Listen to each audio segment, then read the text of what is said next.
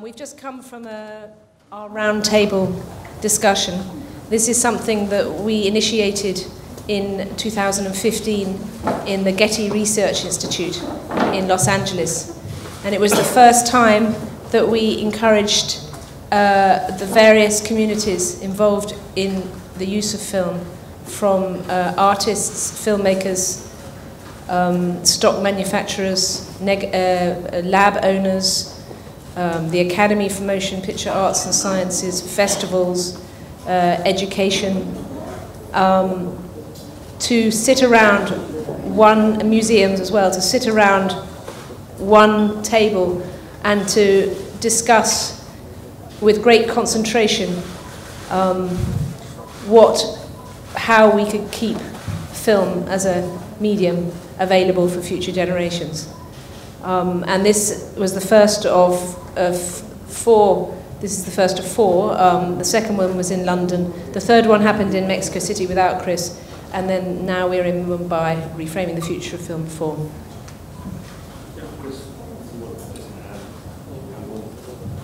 Talk about what do we want to tell them about why we here? Why are we here? Yeah, we had a very productive meeting this morning with a lot of different members of the Indian filmmaking community, and what Tacita and I have been trying to do with these meetings, where we bring together all the different facets of film production and exhibition, is to really make the case for the place that celluloid film will have in the future, in a post-digital world. And looking at the importance of film and celluloid film as a distinct medium, not as a technology that has been replaced by digital imaging, but as a creative medium that Tacita as an artist and myself as a narrative filmmaker that we depend upon. And we've had very productive coming together, in different filmmaking communities around the world, as Tacita said, starting with Hollywood, and then going to Britain, and now coming here to the largest film industry in the world, and really trying to engage filmmakers in this discussion about how we can maintain and improve and continue to enjoy a celluloid, photochemical, analog infrastructure for filmmaking. And the significance really of doing this with the Film Heritage Foundation is that this also has a very, very important part to play in preserving for future generations the history of film, and obviously in this case the history of Indian film, for future generations to be able to experience the way that those filmmakers who made those films originally intended, by promoting film print screenings, by being able to properly preserve and protect the works of the past and make them available to the audiences of tomorrow. Yeah, thank you, Chris, and thank you, Tacita, for being with us for this wonderful session we had. For the media, if you're interested, it was a very great mix. I think for the very first time, we had such wonderful people from different aspects of creativity coming together. Whether you had the director Sabyasachi Mukherjee or Tasneem Mehta from the museums, or you had Shah Rukh Khan and Mr. Bachchan, or you had the exhibitors from Inox, PVR, even from SP Films from the South, or some of the big DOPs, Santosh Sivan, Sudeep Chatterjee, Jaya Bachchan, Anupama Chopra, Siddharth Roy Kapoor. And I think what is very important as a film preservationist and also as a filmmaker, because I've shot everything on celluloid in whatever I've shot with, is that we are fighting a battle to save celluloid films in India, where people are disbanding these films, people are not realizing the importance of celluloid. And when you have two such great advocates who are talking about coexistence with digital format, coexistence in projection, coexistence in every aspect as a medium of film, it just strengthens our advocacy for celluloid as a preservation tool. I mean, we shouldn't forget in India, till 2014, we were still shooting on film. I mean, when I shot Celluloid Man, I was so interested that it should be shot with different cameras. So I actually shot on every possible camera which existed, whether it was Super 8, 16, even a 70 Panavision, every possible. And it was because I wanted to experiment, because I knew that I'm dealing with a history of films. And with the history of films, what is fascinating for me is the transition of different periods which we have gone with, formats and the change we've seen in terms of celluloid. And I wanted to have all that in one film because I didn't know when will I get a chance to shoot different formats and different films. And I think that challenge to preserve different formats, the different forms of celluloid, I think that's something which is a challenge even now for us, because people are sort of digitally transferring films in a sort of format in India, especially for India, where everything is called HD, and we are disrespecting the aspect ratios. So for me, this dialogue was of utmost importance in projecting film, in shooting in film, and more importantly, for preservation. We have been reading reports everywhere of how many films are being lost or thrown, or I visit godowns, and you know, you're just seeing a sad way celluloid has been neglected, and people have just moved on. So I hope their advocacy will help us to preserve this long history. I mean, till 2014, we were shooting on celluloid. Do you want to throw that away? So let's preserve that. Yeah. So that's what we were talking about. Yeah. Anything? So do we take questions or we carry on? Yeah. Ira, do we take, that's it? Yeah.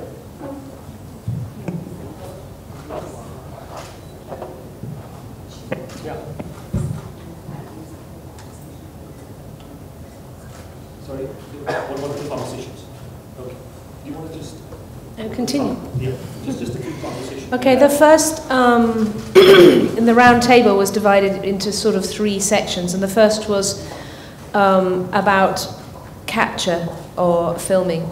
I should say that also amongst us was Jeff Clark, the CEO of Kodak, who in our Getty event came out and said that actually Kodak is absolutely committed to film. And this, and again in the public event that evening, and this was a moment where, you know, there had been a lot of you know, speculation that film was over, and actually to this day I keep being asked, does Kodak still make film? And they do, very much so. And so that alone is to try and stop the understanding that, or the misunderstanding that the film is not available anymore. It is available, it's very much available. And I think the whole point of this, and I'm an artist, so my context is within galleries and museums, and what's very important to me, and which is as something that's, having spoken to Chris a bit about this, is that a lot of filmmakers are not allowed to choose, you know, actually don't have the right to, or the authority to choose the medium with which they want to make their work. And in art, of course, in my world, you know, mediums, and I pluralize it deliberately to give it power, are what artists use. You know, we all know that artists use, you know, paint, they can use print, they can use photography, film, sculpture. That makes sense to everybody in this room.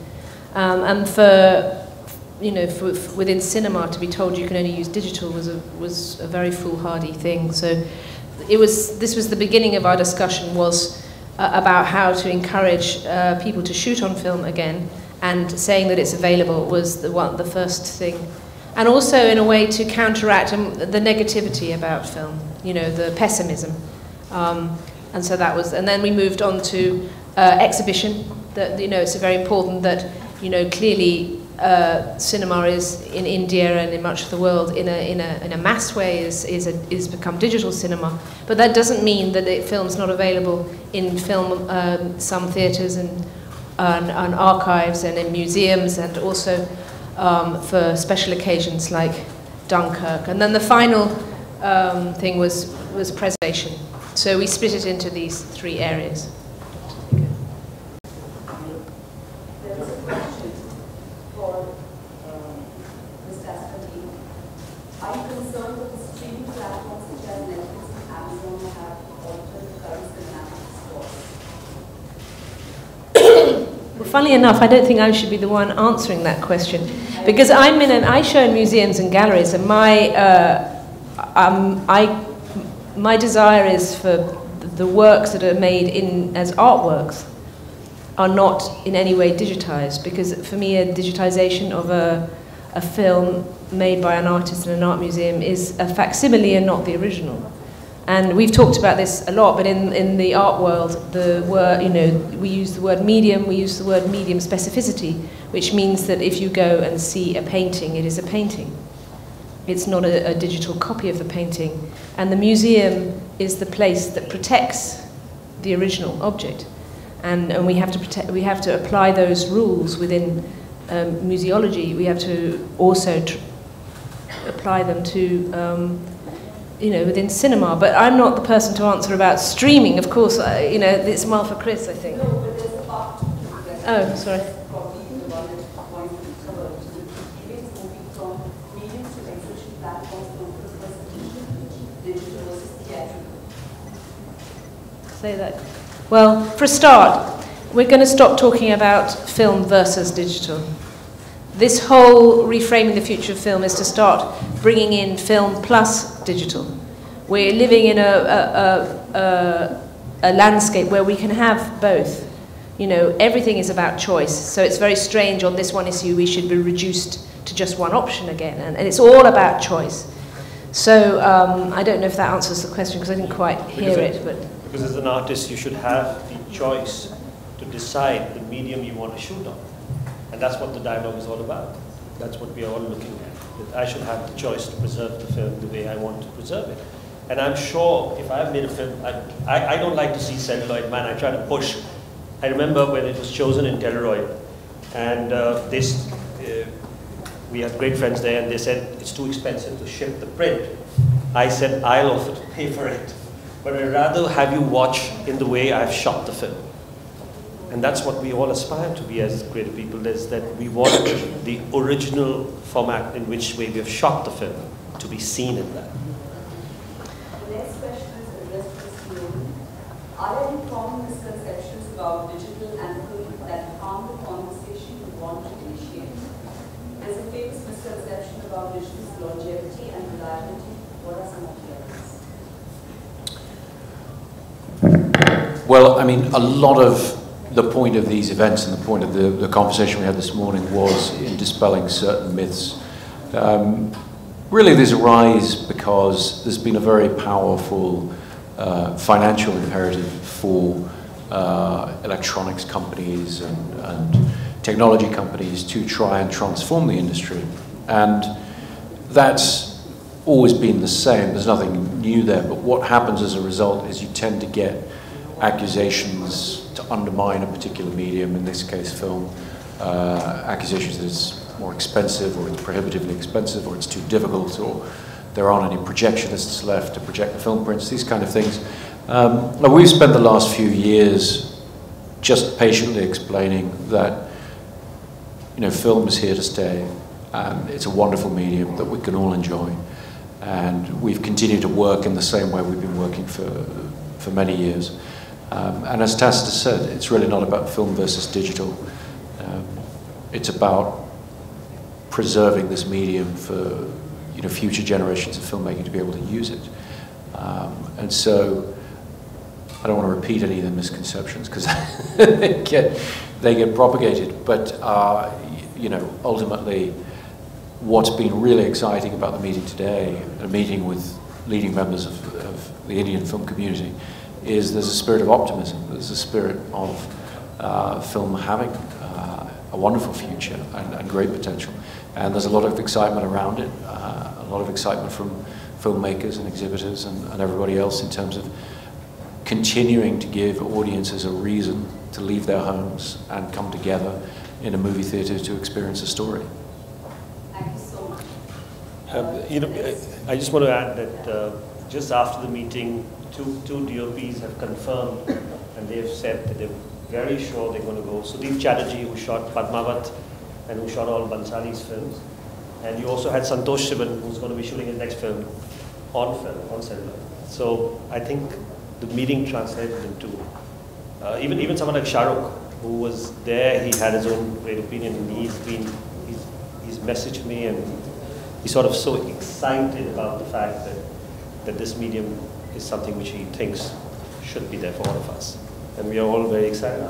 And actually, I just want to say something more about the poetics of the medium. I felt very strongly this morning, it was quite an emotional meeting, because there was actually around that table a profound understanding of the qualities and the nature of film, which almost every person felt. And, you know, film is a different medium. I could not make my work with digital, and I work with all the, what I call the disciplines of film.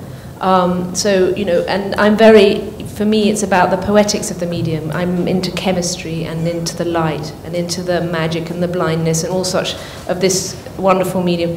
And it was a very, very strong sense today, I thought, that everyone kind of understood the sort of fundamental differences of this medium from a digital medium. So it's not like we are in any way trying to go back. We're actually trying to go into the future. And my personal aim is that I want it to become normal to shoot film. I want it to be normal. I don't want to be, I mean, we both don't want to be doing this in 15 years' time. We want it to be normal. We don't want to have to, that artists and filmmakers don't want to have this resistance anymore, because it's just there and it's fine. Let it just be normal. In this discussion that you had at the round table, and there was probably every representative of every field, like scholars and filmmakers and viewers, how does the viewer fit in?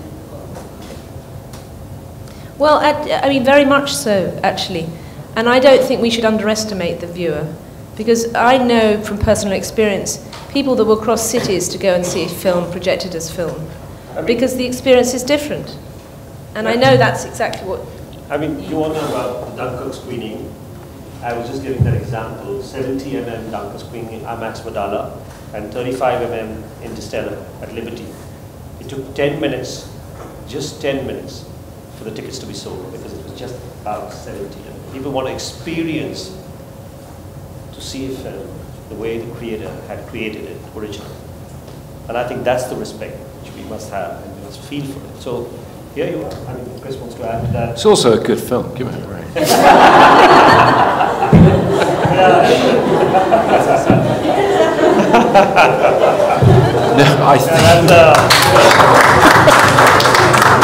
No, I think it's exactly the point, which is I work in a field where the audience is constantly being underestimated by people who finance the films and distribute the films. There's often a feeling of nobody cares, nobody knows the difference. And actually, when you talk about myths to be dispelled, I think the main myth is when this discussion has arisen in the past about why somebody would choose to shoot film, even if it seems more difficult than shooting digitally, they speak as if filmmaking were a logical and a pragmatic thing to do, and it's not. And no film is logical and pragmatic. Films are about dreams, they're about magic, they're about escapism and experience. And so, to a certain extent, you have to embrace your emotional side and your feelings about the medium, and whether you want to work that way or not work that way. Those things become important. And I think we see that just as much from audiences as we do from filmmakers. We're constantly in dialogue with audiences. Indeed, we are the audience ourselves. And we forget that at our peril. And somewhere I feel not enough choice has been given to the audience too in India. They don't have, I mean, really, if you really want to see a film on 35mm or 70mm, where do you go and see it?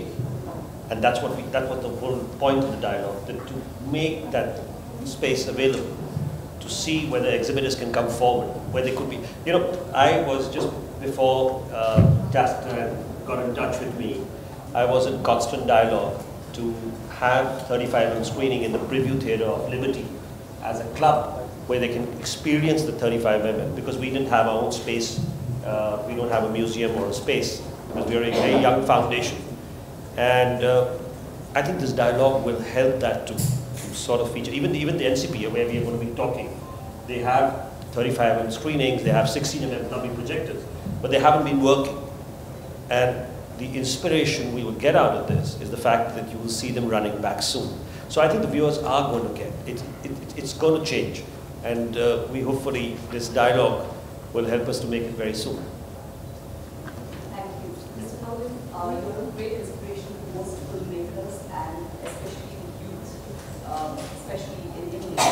And although they follow you everywhere and your work, and you're obviously a role model for them to shoot a film and not compromising on that, at times they feel very dispirited about their lack of option for shooting on film. What would you say to them? Well, I think making films is always about facing insurmountable, seemingly insurmountable odds. Anybody who tries out to go out and direct a film and has to get a budget, has to get a crew together, has to surmount all kinds of obstacles. And so I'm just trying to position and empower filmmakers to view their choice of medium as one of the things that they have to fight for. And none of these fights are easy, particularly when you're starting out, but they're all worth fighting for, and they're all part of that tension and that process that filmmakers go through to tell the stories that they want to tell. And I think some of that tension can actually be productive, because you're made to think about what's important to you and what you really care about. And what we want to see as film goers on screen are stories and presentations that the people who made them care deeply about. Thank you. That in the room there was a positive feedback from people who were on the other side of the exhibition. Yeah, no, I think so. I mean, I felt very positive energy in the conversation from all aspects, particularly exhibition. Obviously, their frustration is that they get pulled in different directions and they're told to go digital because people want that, and then it's come back to film because people want that. But I think the enthusiasm and the excitement that everyone feels around films in this community is vital, and is what will allow great things to happen in this regard, because ultimately it's about getting people together, getting them out of the house, and giving them a fantastic experience at the movies. Okay. Thank you. Thank you. Thank you very much, everyone.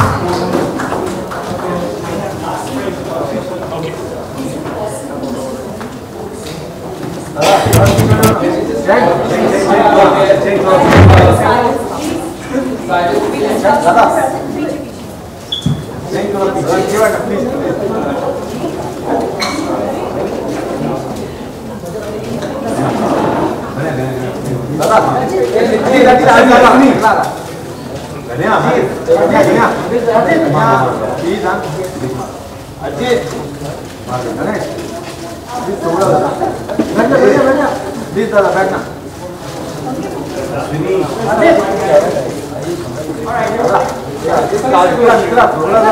right.